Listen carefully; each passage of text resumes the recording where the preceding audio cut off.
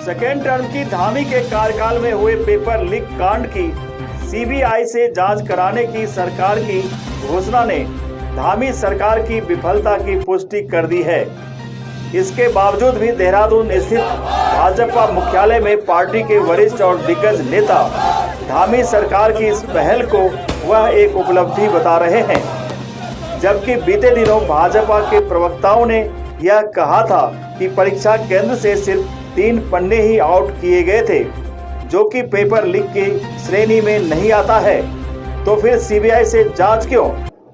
तो क्या हम ये माने कि पूर्व में दिए गए विभिन्न प्रवक्ताओं के बयान सिर्फ भ्रामक था, जिसका मकसद सिर्फ आंदोलनरत अभ्यर्थियों का धरना समाप्त करना ही मकसद?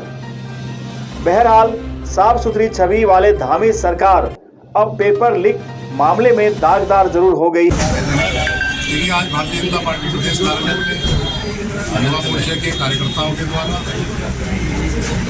लगभग 8 दिनों से बेरोजगार संघ के द्वारा देश में युवाओं के द्वारा एक विषय को लेकर सीबीआई मांग की डिमांड हो रही थी।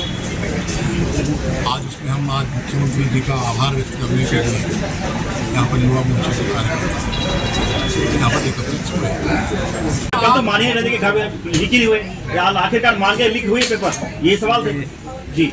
देखो, कहने के लिए आप अनेक प्रकार के शब्दों का इस्तेमाल कर सकते हो, लेकिन कहीं ना कहीं यह भी आपको देखना पड़ेगा इन 8 दिनों के घटनाक्रम में स्वयं मुख्यमंत्री जी का बड़े दिल के साथ यह घटना भी पहली बार हुई है। इस बात का एहसास कीजिए, मीडिया के बंधु, इन 25 सालों की इस उत्तराखंड की राजनीतिक यात्रा में यह घटना पहली बार होती है।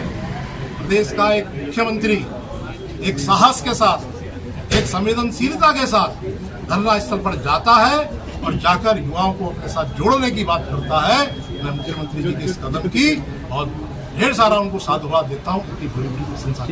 कल तक तो आप इन्हीं बच्चों को जिहादी कह रहे थे, आप कह रहे थे कि ये फिलिस्तीनी भी है, कुछ देशद्रोही भी है। निश्चित तौर पर जो लोग उस पूरे घटनाक्रम में उसका संदर्भ देखिए कि जो लोग वहां पर 4 परीक्षाओं में शामिल नहीं हुए, 5वें में मौका ढूंढकर उसने एक क्रम किया। कर्म काहे के लिए किया? केवल सरकार को बदनाम करने के। 1,05,000 बच्चों के भविष्य के साथ जिन्होंने खिलवाड़ करने का काम किया है, वो जिहादी नहीं है तो क्या है वो? क्या है वो? सर, जिहादी जिन्होंने विश्वास किया है जेल की शिक्षों के पीछे होंगे, उसका धामी जी के बनाए गए कानून चाहे वो पाताल में छुपे हुए हों, उनको कड़ी से कड़ी सजा। जब जिहादी थे तो बात मानी कि सरकार क्यों नहीं मानने को तैयार क्यों हो गई? उस व्यक्ति के लिए कह रहा हूँ मैं, बेरोजगार संघ के लिए नहीं कहा गया, तो धामी जी ने सबके लिए बोला सर, के लिए कहा गया। धामी जी के सब थे सर, सबको बोले थे सर। वो शब्द आप हमारे मुंह में डालिए। पेपर लीक करने वालों के लिए कहा गया, जो लीक की मानसिकता में शामिल होने वाले लोगों के लिए कहा गया।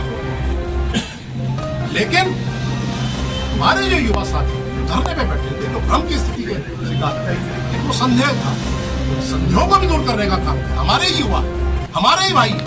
सारे युवा साथी हमारे प्रदेश के, उनके हित के लिए जो भी कदम उठाने की आवश्यकता है, वो सब कदम हमारे मुख्यमंत्री जी ने उठाए और हम चाहते हैं कि उनका भविष्य इस प्रकार का किसी भी प्रकार का अगर भ्रम कदम उठाए तो उसका शीघ्र निराकरण और उनको अपना भविष्य बनाने में सरकार के निर्णय है तो उनका सहयोगी हो।